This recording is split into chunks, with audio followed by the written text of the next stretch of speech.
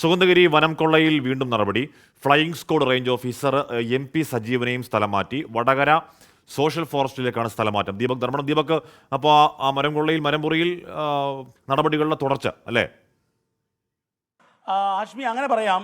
വനം കൊള്ളയിൽ നടപടികളുടെ തുടർച്ച എന്ന് പറയാം. പക്ഷേ എന്നാൽ നേരത്തെ ക്യാപ്റ്റൻ ഒബൈൻ എന്ന് പറഞ്ഞ് മരവിപ്പിച്ച നടപടിയുടെ തുടർച്ചയാണ്. അതായത് ഈ MP സജീവൻ ഉൾപ്പെടെയുള്ള, അതുപോലെ തന്നെ നേരത്തെ DFO, അതായത് കാസർഗോഡേക്ക് സ്ഥലം മാറ്റിയ DFO ഷജ്ന A ഉൾപ്പെടെയുള്ളവരെ പഴയ ഉത്തരവ് പ്രകാരം അവരെ സസ്പെൻഡ് ചെയ്തിരുന്നു. പക്ഷേ എന്നാൽ ആ നടപടി മരവിപ്പിച്ചതിന് ശേഷം DFOയെ കാസർഗോഡേക്ക് സ്ഥലം മാറ്റി, ടെറിട്ടറിയിൽ നിന്നും സോഷ്യൽ ഫോറസ്റ്റിലേക്ക്. അതിൻ്റെ തുടർച്ച എന്നുള്ള നിലയിലാണ് ഇപ്പോൾ MP സജീവനെ വയനാട് ഫ്ലൈയിംഗ് സ്ക്വാഡ് ചുമതലയിൽ നിന്നും വടകരയിലെ സാമൂഹ്യ വനവൽക്കരണ റേഞ്ച് ഓഫീസറായി മാറ്റിയിരിക്കുന്നത്.